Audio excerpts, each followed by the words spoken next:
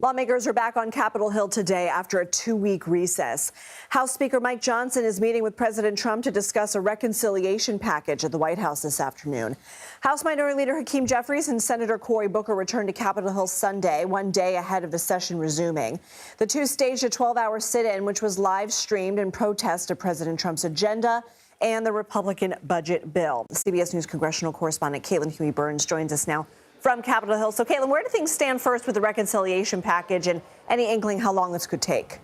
Hey, Lindsay, great to see you. Well, they want to get something to the president's desk by around Memorial Day. So that's really not a lot of time to have to get a lot through this Congress. Remember, several weeks ago, the Congress was able to pass just the framework. And just to get to that point, essentially passing a series of bullet points saying this is what we want to do, that took so much arm twisting and wrangling just to get to that point. So imagine now it comes to the actual writing of policy.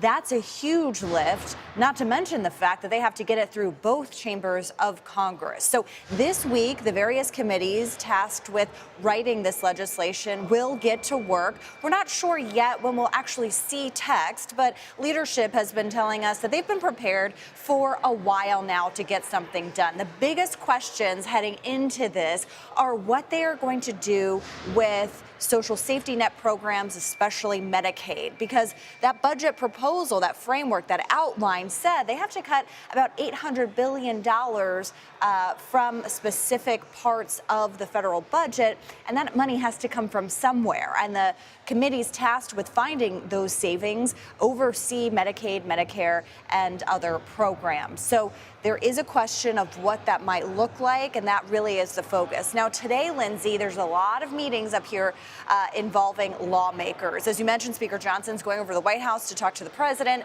Then top members of the administration, including Treasury Secretary Scott Bessent, are coming here to Capitol Hill to meet with the Republican leaders all involved in this process. So we'll see what comes out of it. But basically, the White House and Republicans up here all want to be on the same page because this is the president's agenda in legislative form.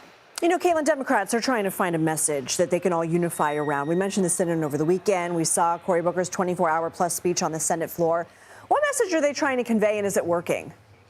You know, you mentioned that speech from Booker a few weeks ago, and Democrats that I've talked to up here, as well as strategists and operatives kind of on the campaign side, have really been pointing to that moment as a successful way for Democrats to at least start to message and to start to tell their constituents, their base, that, hey, we're at least trying to do something here. So, you know, we don't think that this will actually lead to policy changes. Republicans are still in charge of everything. But the point that they are trying to make is to message to constituents. And we saw over the recess, they really wanted to highlight those potential cuts to programs like Medicaid. So you're going to see a lot more of this, I think, from Democrats, given that they're in the minority. They don't have much leverage when it comes to the budget, especially since they're doing this through that reconciliation process, which means they don't need Democrats to support it. They can make it without them.